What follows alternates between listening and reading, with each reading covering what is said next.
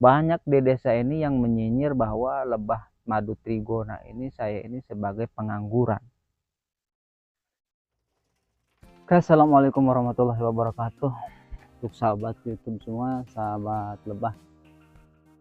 Oke, di kesempatan kali ini kita sedikit akan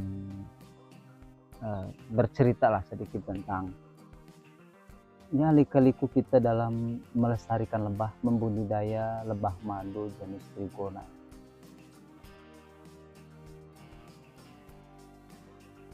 Biar sahabat-sahabat YouTube juga tahu ya sejarah saya untuk membudidaya lebah trigona ini. Oke, langsung saja lah sahabat, saya memulai budidaya ini dari tahun 2019 sebelum COVID.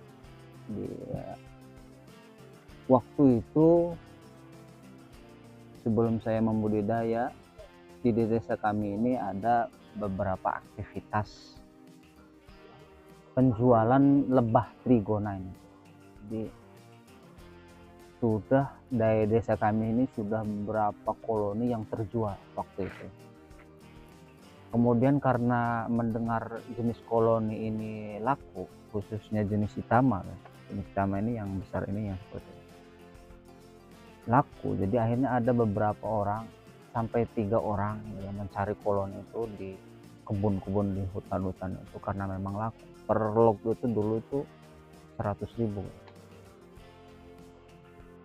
Jadi ada desa tetangga kami ya yang menerima koloni itu.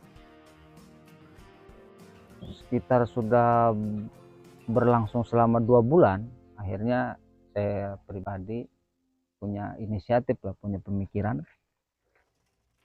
kalau saja seandainya koloni ini terjual semua keluar dari desa ini, terus saya berpikir begini guys, kalau semua terjual berarti desa kami kalau mau cari madu susah, harus beli ke tempat orang, dan ketika beli ke tempat orang ya kita tidak mengetahui asli sama palsunya, dicampur sama tidaknya, kan kita tidak tahu. Akhirnya saya berpikir lah, kalau terus-terusan seperti ini koloni diambilin di desa kami, akhirnya dijual belikan, mau tidak mau ya koloni itu sudah habis. Akhirnya kita punya pemikiran inisiatif untuk membudidaya. Saya waktu itu belajar secara otodidak, tidak ada guru atau menonton di YouTube. Nah, saya besar otodidak aja. Otodidaknya waktu itu saya bikin tempat, karena waktu itu memang lebah-lebah yang di hutan-hutan itu berada di kayu-kayu yang lapuk. Waktu itu peralatan saya juga masih minim ya. Hanya punya gergaji kecil manual dan pakai golok, pakai kampak, karena waktu itu terbatasan dana juga, kita mau beli mesin sensor itu mahal. Akhirnya saya dari beberapa bulan kemudian akhirnya saya punya inisiatif beli mesin itulah, dan terkumpul waktu itu dana itu selama 1 tahun guys, baru saya bisa kebeli mesin sensor itu. Jadi sebelum perjuangannya saya cari deh, ada informasi dari kampung, dari masyarakat, bahwa di sana ada lebah di pohon dadap, di pohon jengkol, ambilin aja dulu, itu masih gratis guys, karena memang di desa kami lebah trigona ini salah satu hama. Bahkan banyak yang cerita, wah telat katanya, karena sudah terbakar gitu kan. Jadi dari masyarakat itu banyak yang laporan ya, ada yang sudah dibakar, ada yang memang sudah ada yang ngambil, udah kejual sama orang itu kan. Karena waktu orang 3 itu dia bergeraknya senyap bah, jadi bisa dibilang mencuri lah, karena tanpa ada izin dari pemiliknya, dari pemilik kebunnya, main potong, jual gitu kan. Karena memang waktu itu dulu lebah trigona itu banyak bersarang di kayu-kayu lapuk. Oke, seberjalannya waktu sampai akhirnya ya ada beberapa, akhirnya aktivitas kami ini dilirik oleh pihak kehutanan. Jadi pihak kehutanan datang bahwa ini bagus untuk dikembangkan. Akhirnya saya dibikinkan kelompok sama kehutanan. Jadi masuknya ke KUPS, kelompok usaha perhutanan sosial. Waktu itu di ACC lah sama pemerintah setempat, pemerintah desa setempat. Jadi karena memang aktivitas kita ini sangat positif, saya ini akhirnya disuruh membuat kelompok. Akhirnya saya panggil lah orang-orang yang memang yang seide, yang masyarakat yang tidak mampu, untuk saya bina lah, dimana kegiatan saya ini biar menghasilkan sesuatu yang memang untuk input dia gitu kan. Akhirnya masyarakat itu ada beberapa, sekitar orang 16 itu ada orang yang saya ajak untuk masuk kelompok, namanya Tani Mulia 2. Kita musyawarah di tempat yang sama dan satu visi dan misi, hanya terbentuklah sekretaris ketua bendahara atas dasar dari pihak kehutanan. Akhirnya kita membuat kelompok itu dan membuat sebuah kegiatan kelompok dalam bidang perlebahan. Cuman waktu itu kami keterbatasan karena memang keterbatasan sama aparat. Karena aparat itu bukan mendukung, malah meledek. Bukan membina, bahkan membinasakan. Kenapa? Karena dianggap waktu itu saya usaha di budidaya lebah madu ini dianggap sebagai seorang pengangguran.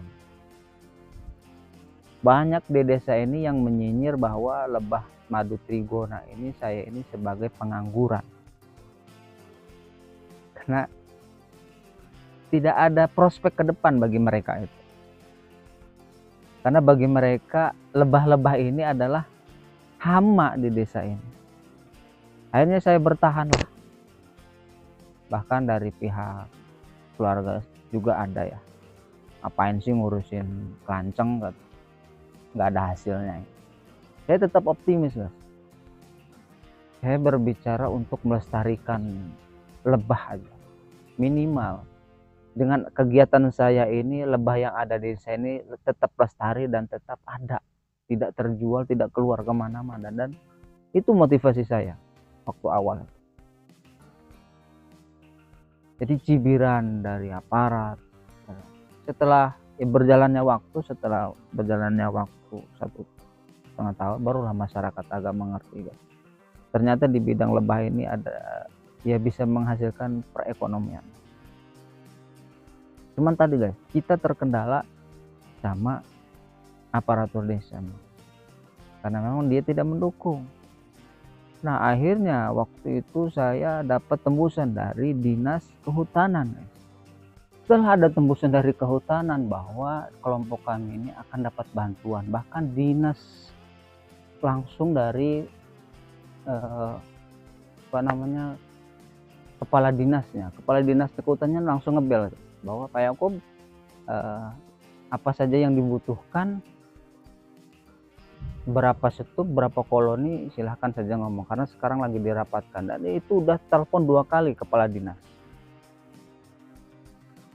Akhirnya saya mengajukan beberapa setup dan koloni di dinas kehutanan.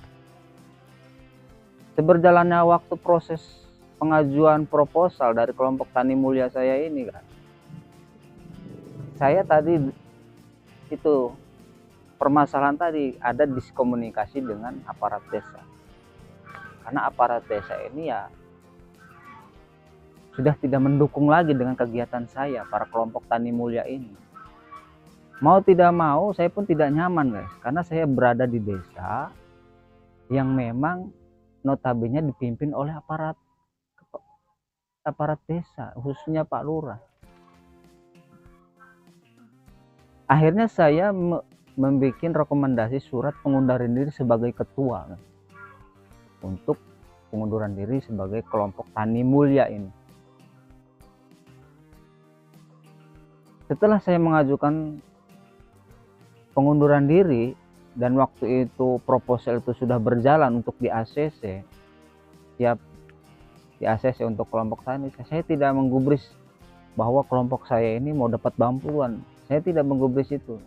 Yang penting waktu itu pemikiran saya berhenti jadi ketua karena sudah tidak nyaman dengan aparat-aparat desa, karena sudah tidak mendukung lagi. Oke, akhirnya setelah dapat 1 tahun ada informasi guys bahwa bantuan itu sudah turun, sudah di ACC koloni dan beberapa setup.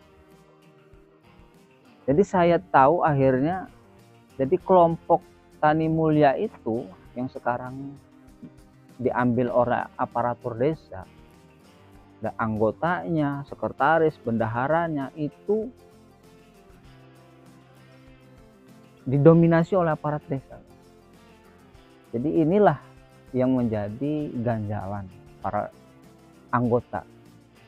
Setidaknya kepengurusan kelompok Tani Mulia 2 ini harus diketahui oleh anggota, sekretaris, dan bendahara. Ini tidak, jadi ada sebuah tindakan sabotase di mana aparat ini, karena bantuan sudah mulai datang, akhirnya aparat ini meng-backup semua bantuan biar saya yang dapat, orang lain tidak. Struktur dalam organisasi itu kan tidak seperti itu. Seharusnya sekretaris, wakil, bendahara itu kan dikasih tahu loh, ini loh ketuanya sudah mengundurkan diri, silahkan yang mau naik. Ini tidak, jadi tidak ada koordinasi dari aparat desa sampai sekarang, Bos. Makanya sekarang bantuan dari kehutanan sosial itu ya dipegang sama aparat-aparat itulah. Inilah kebodohan mereka ini. Jadi ya mungkin ambisi mereka lah untuk mendapatkan duniawi, merebut segalanya, silahkanlah. Jadi saya sudah legowo, silahkan sajalah, kita lihat aja nanti. Saya pemikiran positifnya gini aja, kita lihat aja nanti, itu aja lah. Jadi anggota-anggota ini kan sekarang menegur ke saya, ini gimana ceritanya, kok pergantian anggota, pergantian ketua. Saya sebagai anggota, sekretaris, bendahara tidak tahu bahwa kelompok Tani Mulia ini sudah dipegang sama aparat. Itulah, mungkin saya hanya bisa menasihati ya, selebihnya saya biarkanlah mereka berpikir secara nurani. Bagus tidaknya pengambilan sabotase bantuan dari Kementerian Sosial atau Kehutanan ini. Oke guys, mungkin itulah beberapa keluhan kami dalam membudidaya selama dari 2019 sampai 2025 ini. Jadi itulah guys, sabotase dari aparat desa ini. Ya inilah, biarkan mereka, kalau saya biarkan Allah aja yang bicara nanti. Suatu saat masyarakat pun akan sadar bahwa ini adalah kesewenang-wenangan pemimpin aparat-aparat kami dalam mensabotase bantuan yang ada ini. Jadi kami selama berjuang sama teman-teman dari 2009 itu yang nggak ada hasil, jadi nonsen sama sekali, karena memang bantuan itu sudah disabotase oleh para aparat. Oke guys, inilah lika-liku kami dalam membudidaya, tapi tetap optimis walaupun kami berdiri sendiri tanpa aparat, tanpa teman-teman yang mereka memang sudah ini, insya Allah kami tetap bisa melestarikan lebah yang ada di desa kami. Oke, terima kasih sekelumit tentang perjalanan budidaya lebah kami ini. Mudah-mudahan ada manfaatnya untuk teman-teman, sahabat-sahabat, ya laki-laki kami khususnya. Saya akhirnya, assalamualaikum warahmatullahi wabarakatuh. Jangan lupa like, komen, dan subscribe.